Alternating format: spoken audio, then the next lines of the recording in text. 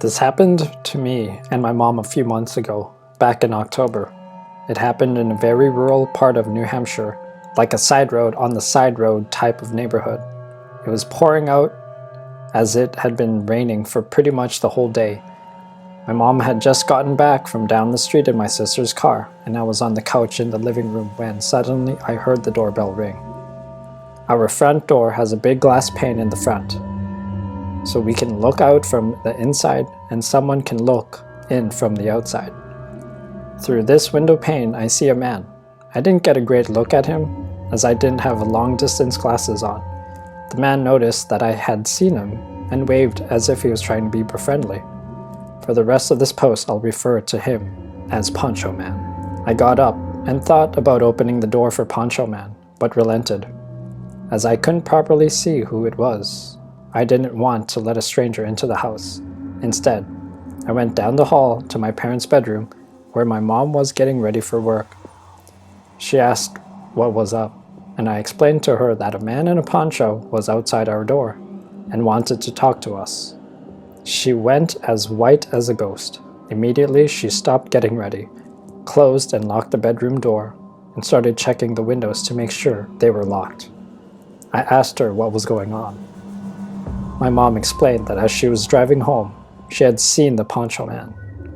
He had been standing motionless on the side of the street.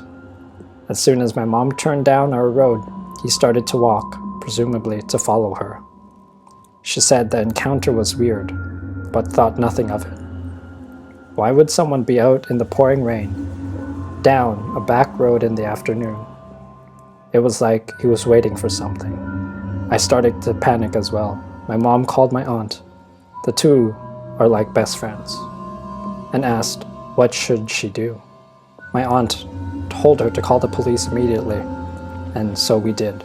We proceeded to pace around the bedroom, frantically looking out the windows to see if we can see Poncho Man. From where the bedroom was angled, it was impossible to look at the front porch and see if he was still there, but we were desperate for anything. After what felt like hours, we finally saw a police car pull up. We carefully unlocked the door and went down to let the officer in. We explained what we saw, and he agreed to do a scan around the neighborhood. As he left, I noticed there was something on the doorknob. I took it off, and it was a political ad for a candidate that was running for office. It's impossible Poncho Man was just campaigning for the candidate, but there are a lot of holes in this story. It is pouring out, so why would you go door to door? And why would you go that route in such a rural neighborhood? The houses are so far apart, you'd barely make a dent on the foot. The time doesn't make sense either. Sure, I and my mom were home, but it was around 4 in the afternoon. Most people would still be at work, so you'd probably get no response from knocking anyway. Eventually, the officer returned. He had found the guy down the road and questioned him. Poncho Man was able to ID himself, and he claimed that he was a political campaigner and was just knocking on doors for that reason. When probed further, conveniently enough, Poncho Man couldn't provide any other door signs, as the one he left on our house was the last one. That makes the campaign story even more absurd. Our house is in the middle of the street. It's not like we were the last by any means, so why wouldn't you bring enough for the whole street? Even the officer pointed this out to us and said that it was unusual behavior. Although the officer was suspicious of him, there wasn't anything he could do about it, as there was no way to prove intent. He told us to be alert and do not hesitate to call if Poncho Man returns. Fast forward a few weeks, and I started noticing that a police car seems to be permanently stationed down the road from us, about a 3-minute drive.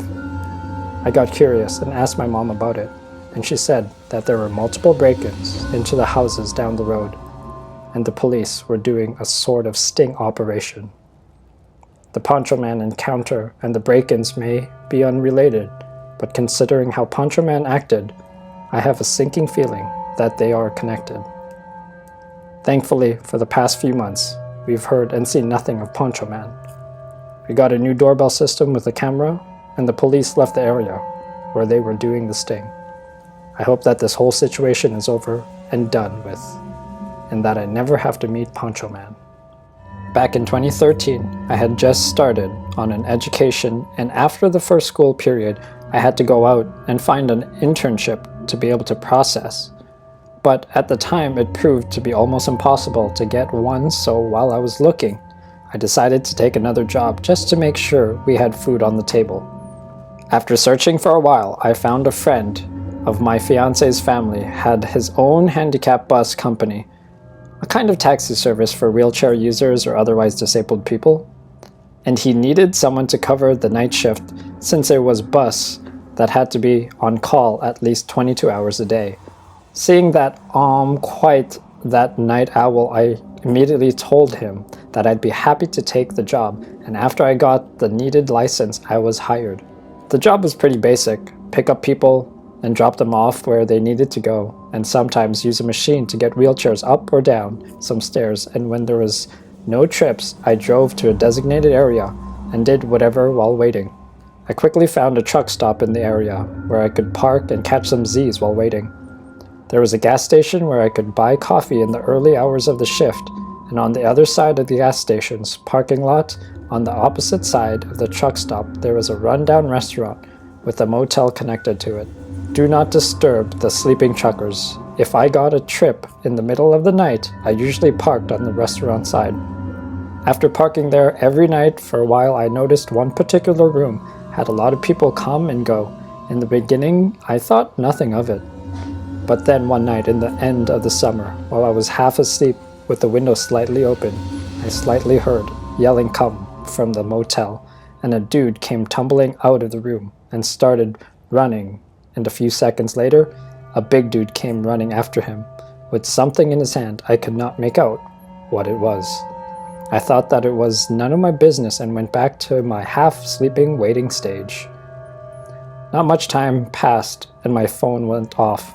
I had a trip an hour's drive away, so I turned on the bus and was leaving the parking lot when I saw the big guy coming around the corner.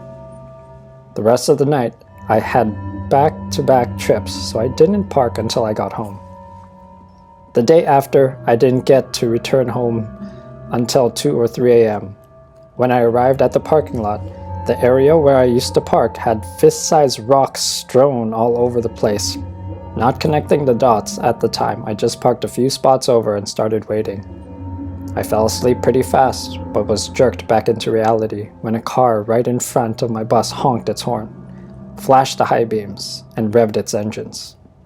I thought it was just some idiot who noticed me sleeping and found it funny, trying to make me shit myself, so I jumped out of the bus, about to tell him to fuck off, but instead of driving off or stopping, the driver made the start brake thing with the car indicating that I was the one who should fuck off. And then I connected the dots. Not wanting to seem like a pushover, I stood still and stared at the car. Not that I could actually see anything with the high beams almost blinding me, and after what it seemed like a long time, but must have not been more than 30 seconds, the car drove off. After that, I decided to park near the trucks from then on. A month or so passed and nothing happened since the car episode, and I figured that nothing more would if I just kept parking by the trucks. Then one night, I had a long 12-hour shift on a Sunday, 6 p.m. to 6 a.m., and I didn't have time to eat dinner before work that day, and during the first half of my shift, I had to go back-to-back trips with no time to eat. So when I got a return to home zone, I quickly parked in the far end of the almost empty truck stop and got ready to eat my now very late dinner that my fiancé packed for me.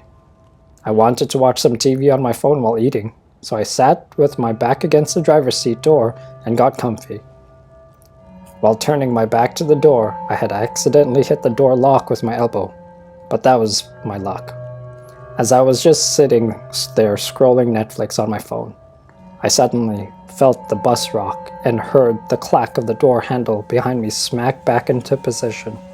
I quickly turned and saw a dude with a hood over his head quickly crouching and proceeding to lay down on the ground and crawling under the bus. With a big-ass kitchen knife in his right hand, I quickly got up and made sure the other 2 doors were locked, and then I looked in all directions to see if I could spot him. He was still under the bus, I was sure as hell not jumping out this time, since the knife made his intentions pretty clear.